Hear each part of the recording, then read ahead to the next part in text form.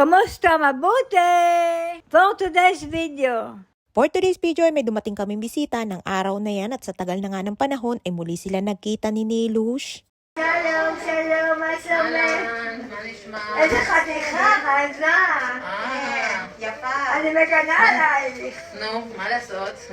מה נשמע? איפה אימא? אימא פה בחדר. Ayan si Nitsa, ang pinsang buo ni Nilush at anak kaya ng kapatid ni Lola na si Ima Dora. Pagpasok pa nga lamang ay tuwang-tuwa na si Nilush nang makita niya ang kanyang pinsan. Sa tagal ko na nga dito kay na Lola at mahigit 8 taon na ay yan ang unang beses na nakita ko siyang pumunta dito sa bahay. At si Lola naman ay yung huli nilang pagkikita ay may 3 taon na nakakalipas nung dinalaw niya si Lola sa ospital. Kahit hindi naman kalayuan ang kanilang mga bahay ay bihira lamang sila magkita-kita pero madalas naman sila nagkakausap sa telepono. Nagpunta pala siya dito sa bahay dahil meron siyang inaasikaso na papel para kay Nili na kailangan namang permahan ni Lola. Nagtatrabaho kasi siya sa isang kilalang healthcare services dito sa Israel. At ang inaasikaso niya ay para sa pension ni Nili para mas malaki yung makuha ni Nili dahil 65 years old na siya. Ganun nga dito sa Israel kahit walang trabaho ang mga matatanda ay meron silang sariling pera. Ay nga't ako'y taga-ilaw ni Lola para maaninag niya kung saan siya pipirma. Malabo kasi ang mata ni Lola dahil sa kanyang katarata kaya kapag may kailangan permahan ay kailangan pa ng flashlight. Isa nga yun sa problema ni Lola ang kanyang mata at minsan nga idinadaing niya na sumasakit daw.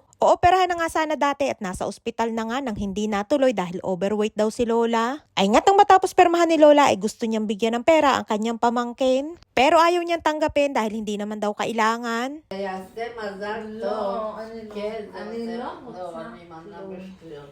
אני יעשה לך מזל טוב ותצליחי. אני- נו, קחי. אני לא רוצה גם כסף. תעשי אני לי עושה את זה.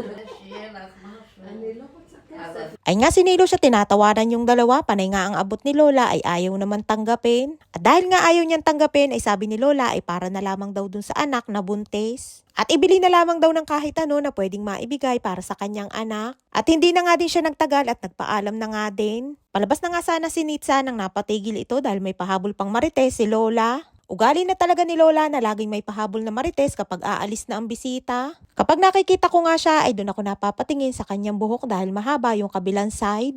Ay nga si Nilo siya tuwang-tuwa sa kanyang pinsan at ang payat daw nito. מה של ניצח? אותו דבר שלך? לא, שנה קטנה ממני. היא שנה קטנה? כן, שנה קטנה ממני. זה 64. כן, היא בת 94, שנה קטנה ממני. כן, שנה קטנה ממני. בפשע ממכבי, בפשע כן. ממכבי. אז היא שנה קטנה ממני, וזהו.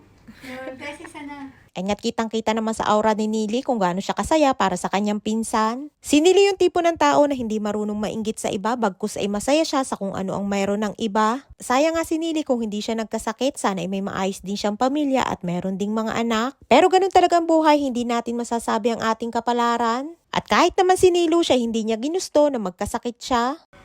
עכשיו נויתה צריכה ללדת באוגוסט. באוגוסט נויתה צריכה ללדת תינוקת. באמת? כן, איפה? באמריקה? כן, היא בהיריון, אז הם כבר קנו הכל, הם כבר קנו לילדה הכל. זה לילדה, תהיה לה ילדה, עוד נכדה לניצה. Tuwang-tuwa nga si Nilush habang nagkukwento sa akin at magkakaapo na daw ulit ng babae ang kanyang pinsan na si Nitsa. Huling nagkita nga daw sila ni Nitsa ay 14 years old yung anak at ngayon ay 33 years old na. Nang ibig sabihin ay 19 years na ang lumipas bago ulit sila magkita ng kanyang pinsan. Kaya naman pala tuwang-tuwa si Nilush nang muli silang magkita. Ay nga taghahanda na ako ng pagkain ni Nilush para sa kanyang tanghalian at hanggang dyan nga sa kusina ay todo marites pa din habang naghihintay ng kanyang pagkain. At eto ready na ang pagkain ni Nilush, mayroong mashed potato, gefilte fish at tinapay. At siya naman ay gulay na munggo na ibinlender ko at may haluyang kanin. Kumusta? Kain tayo. Kumusta? Mabuti.